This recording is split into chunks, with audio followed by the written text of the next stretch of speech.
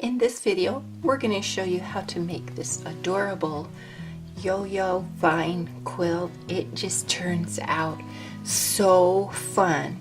And I've just put several rows together for a cool look, but you can make this any way you want, any dimension you want, and I think this video will help you understand the principle behind making this. First, figure out how long you want your vines, so what your finished quilt is going to look like.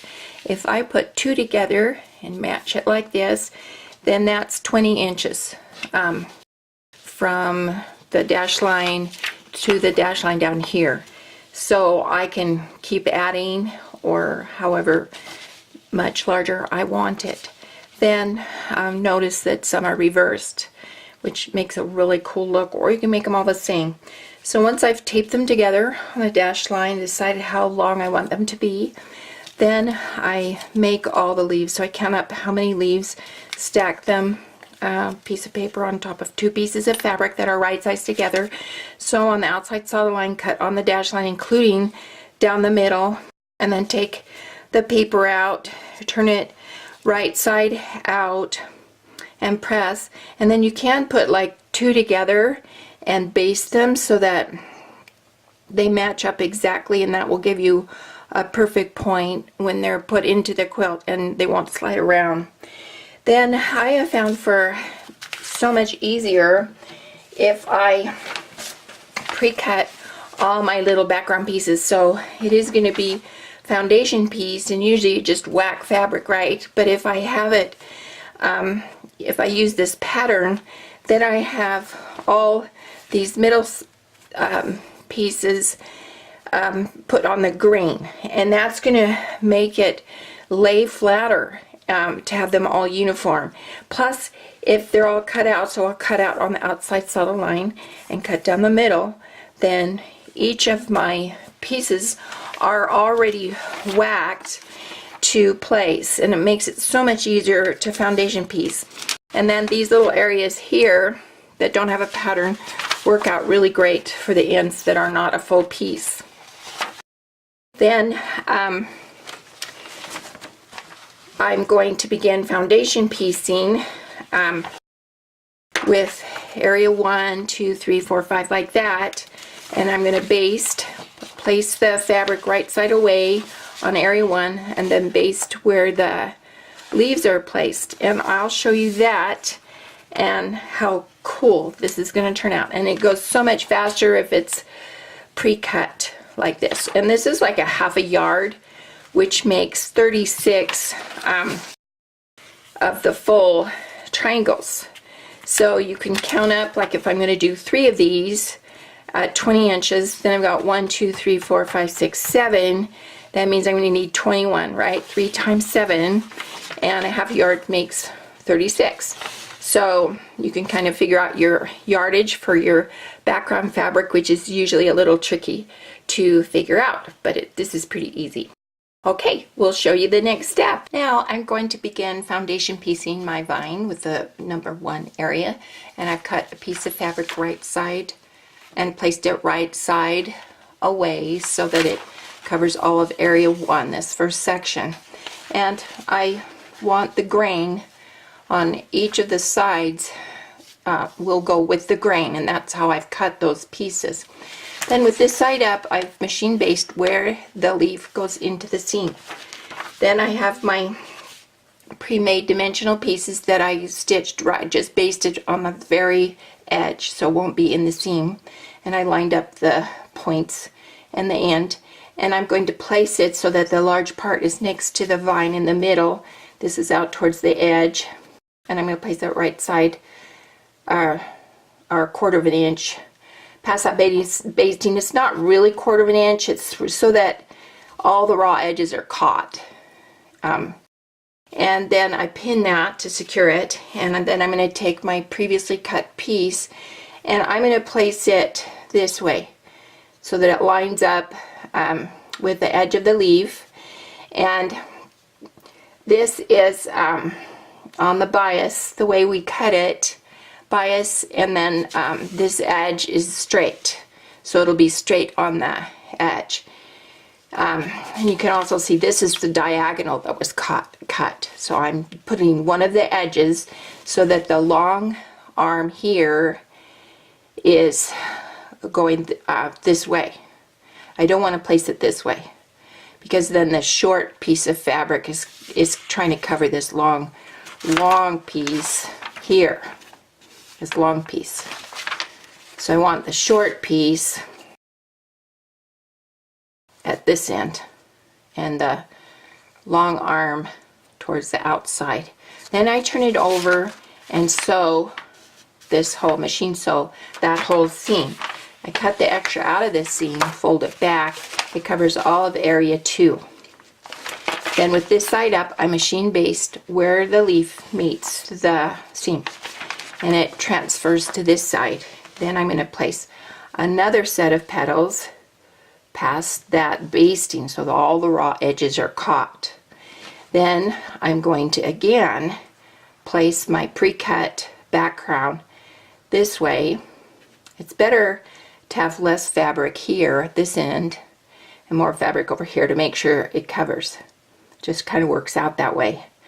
But if you, a reminder, this is the diagonal that was cut when I was cutting these blocks out. This is one of the sides, and the other side, I want the long side when it flips to cover the long part of this space up here, and the short side to cover this short side. Then I turn it over, I machine sew that next line, cut the extra out of the seam, and there will be extra. You want to cut that out because it's bulk. Then this folds back and covers the next area. So I'm going to go ahead and finish all my sections all the way up, and then we'll show how we're going to mark the stem and put the stem in and do the yo-yos. Now I have finished paper piecing the whole strip, and I keep the paper on, cut it on the outside dashed line, and then I can hold it up to a window and on this side trace the stem line. And then the stem line is a bias strip, and how you do bias is you're going to have your fabric like this on your cutting board, and then you line up with your ruler where it says 45 degrees, and you line that up with the edge of your fabric like that, so it's all aligned, and then you're going to cut that angle, and then you're going to, with that cut, you're going to line up the edge and cut your stems different cuts. And the reason you want it on the diagonal is because then it will stretch a little bit like that, and that's what you want for doing these curved stems.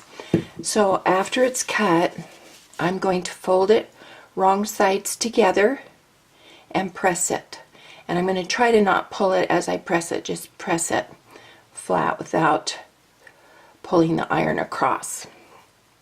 Then we're going to line the two raw edges along the marked line, and sew exactly, put my pressure foot right on the edge of those raw edges and sew exactly the same width.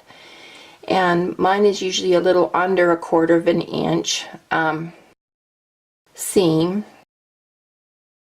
And then once it's sewn like this, the fold is going to come over those raw edges, and then you press them, and because it's on a bias, it will it'll stretch where it needs to stretch. So here you can see, whoops, sorry to bump the camera, it will stretch out like that. One problem I have found is and I can resolve it by when I'm doing a curve like this where it's going to pull in and be smaller, if I stretch that just a little bit, take a little bit of that fabric out as I sew it, then it will lay much flatter. It won't pucker right here, but you can take that pucker out with iron, hot iron, and work with it a little bit and do a few more tiny stitches when you're going to blind stitch the fold down. Now you can see here where this is more narrow than here because I was not consistent with the seam. So when I see that, I might go back and re-sew that little area that's a little thicker. That will also help it fold back over the raw edges. Now when I run out, I can just easily stop. I put a dot where each yo-yo is placed. And if I put my seam there, I don't have to fold it under or finish that seam because the yo-yo is going to cover it. So I want to put it so the folds are together like that, and then just keep going. Just finish following. When I'm sewing, I kind of lay it out ahead of me so it's on that line, and then just sew an exact seam and finish that. Okay, now I take the paper out and I place my yo-yos. Yo-yos, I'm pretty sure most of you know how to do these yo-yos, but for mine, I'm going to put a button in the middle just for added embellishment. So if I'm going to do that, then I don't turn under the edges. I just do a very large running stitch, double thread, because it's going to need to be strong, and then pull it in. And you want it pretty large because every stitch is going to create bulk in that middle, and if you do tiny stitches, you'll just have a big gaping hole there because it'll be too much bulk to close. Now if I'm not going to put a button there and I want the edges finished, then I'm going to turn under while I do the large basting stitch, so that when I pull it, and so I'll show you as I pull it, it'll be a little bulkier in the middle because it has all that fabric. But you just work with it until the gathers are all in the middle, and then I'll go through with my needle, pull them in again tight, and really pull those in with a couple of times around with the thread, and then I blind stitch those to where I put the dot, and this just turns out so adorable. Now for fun, I found a border print, and I'm going to do something different. I'm going to put, like this one with this little bear at the top. Oh my goodness, I'm going to put the border print like this way, and then another one of these, and then another border print, and just for the fun of it. And then I kind of picked the colors from the theme fabric for the yo-yos, and then I'm going to put a border around it, and this can be any size quilt you want. Each section that I taped together is 5 inches. No, it's 10 inches. So this is going to be, the whole thing is 20 inches. Well, if I want it to be 25 inches, or no, 30 inches, just do tape another thing. And the thing that has really made this simpler was by pre-cutting these sections. Sometimes that's a pain with paper piecing when you're doing a lot of it, to hand cut each piece before you sew it. But if this is all pre-cut, and by putting it on the grain on the sides here, it lays so much flatter. It just turns out great. Of course, I did one when I was designing it that didn't have that, and you'd be surprised. You can't press it flat. There's no way to press that flat. And so that little bit of change by cutting it, so this is on the grain, these outside sections, just has made all the difference. So I'll come back with this finished. I've got to blind stitch the stem so the fold is over the raw edges, and add my yo-yos, put this thing together and quilt it, and this is going to be adorable. And I hope you've enjoyed this. We'll show it to you when it's finished. Now we've layered it with back fabric, and we've machine quilted the whole thing, and that helps this lay flat and helps the dimension pop. And this just turns out so cute. Now I put buttons in the middle of the yo-yos. If you don't want the buttons, you just turn under the edges before you pull the yo-yo tight, and you don't need the buttons. And this just turns out so fun, and I hope you enjoy this pattern available on our website. Click the circle to subscribe to our YouTube, then click the bell to receive notification on our newly released videos. We would love to see your finished creations. Send them to us through Facebook or Pinterest.